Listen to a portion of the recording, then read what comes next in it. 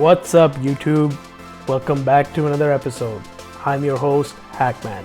In today's video, I'll be reviewing a 2017 BMW X1 Xdrive 28i. Before we start the review, I'd like to thank Village Honda again for lending me this 2017 BMW X1. If you guys are interested in viewing this vehicle, please contact Rick Chandler or Akil Charania at Village Honda.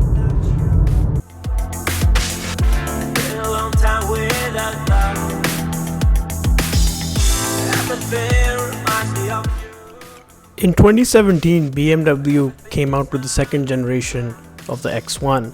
This new X1 is more aggressive in appearance than the last generation. In terms of competition, the direct competitors would be the Mercedes GLA 250 4MATIC and the Audi Q3. If I were to pick any car from all three of them, it would have to be the X1 if it was based just on looks.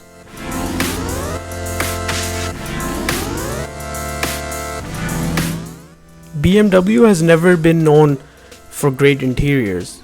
It's a very simple yet effective interior, but when you compare it to the Audi Q3 and the Mercedes GLA 250, it does fall short when you look at all of them side by side. Now, that being said, it's not a bad looking interior, it's just very simple and bland compared to the competitors. BMW has stuck to their guns in the past with the interior, but now they're slowly changing that in the newer models. One thing that I did notice was the leather seats, especially the driver and passenger in the front, weren't as comfortable as the Mercedes or the Q3, but they provide enough support and comfort for long drives and spirited driving. If you want a really good looking interior, then obviously this X1 probably won't be your first choice. Apart from that, it's a very functional and simply laid out interior.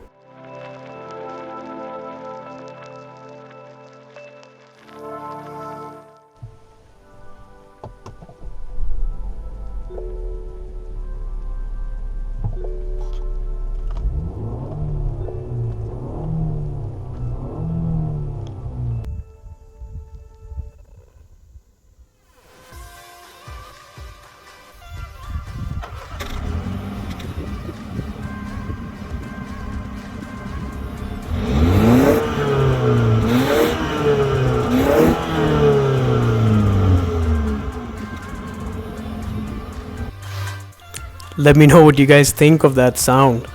I really like that 4-banger sound. Reminds me of those turbo 4-bangers in the 80s and the 90s. Moving on to the numbers for the 2017 X1.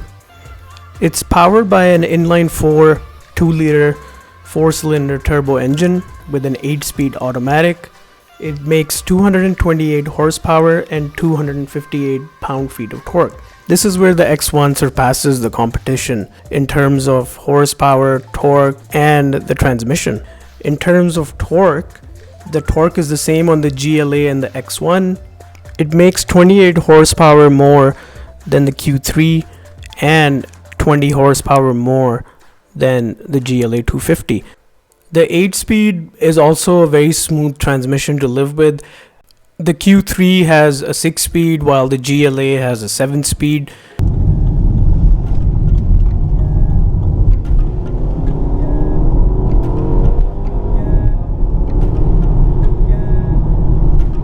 Let's see if this Beamer lives up to expectations.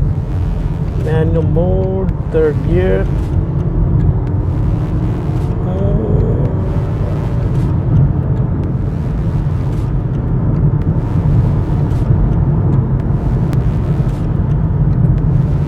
Felt a little sluggish, but it wasn't actually if you look at the speedometer.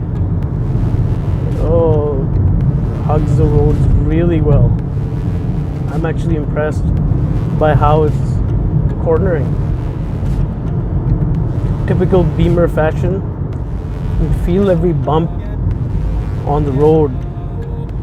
Surprisingly though, I find the ride on it is very forgiving, and that's what has actually impressed me more is the fact that the ride is more forgiving, but the handling is still there, just like every BMW.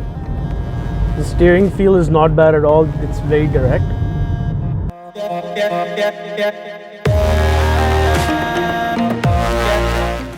What impressed me was the trunk space in the X1. It seems to be a little bigger than the GLA and the Q3, and it's enough room for you to put your luggage in and go for a long trip.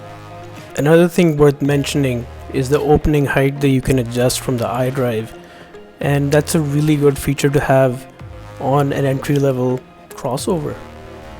The driving modes on the BMW X1 are the best feature that I found.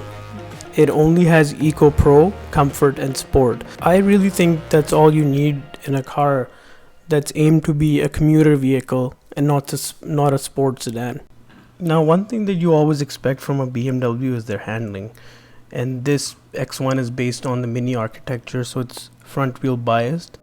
The handling is not on par with the 3 Series sedan, but that doesn't mean that the handling is bad by any means. It still lives up to the BMW standard. The only time you really feel it being front wheel biased is when you really push it to the limits. The seat positioning on it is really good. You can see clearly what's going on in front of you. Apart from the seat positioning, it provides you just enough comfort for long drives, but the competition does provide more comfortable seating, which brings me to my next segment, things I don't like about the X1. One thing I didn't really like is the small side mirrors. They aren't really, you really have to have them in the perfect positioning for you to be able to see what's going on.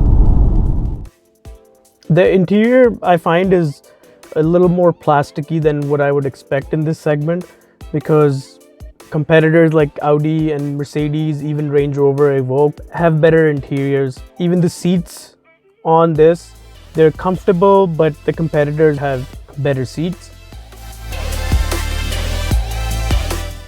This brings me to the last thing that I don't like about the BMW, and that is the lag in the transmission when you're upshifting or downshifting.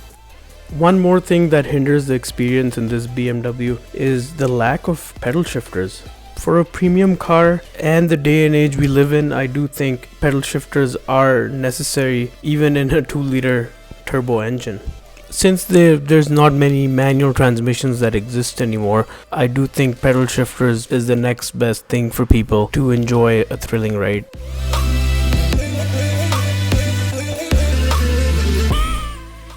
In typical BMW fashion, this X1 gives you everything that you need in the interior. It's nothing fancy, but it's not anything that's very cheap. It is a little more plasticky than usual.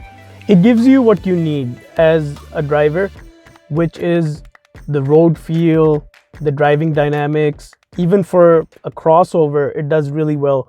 And I think it's sharper than the competition, less floaty, handles corners really well. What's the verdict then? Is it really a BMW? Yes, it is. It handles like a BMW, it drives like a BMW, it has the same interior like a BMW.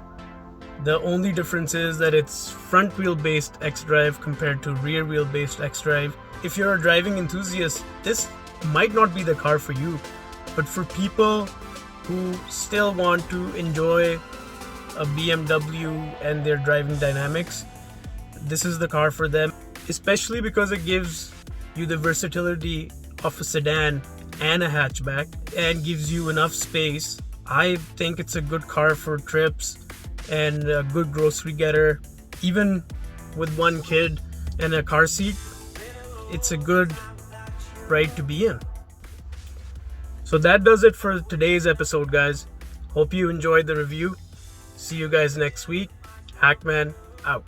But everything is not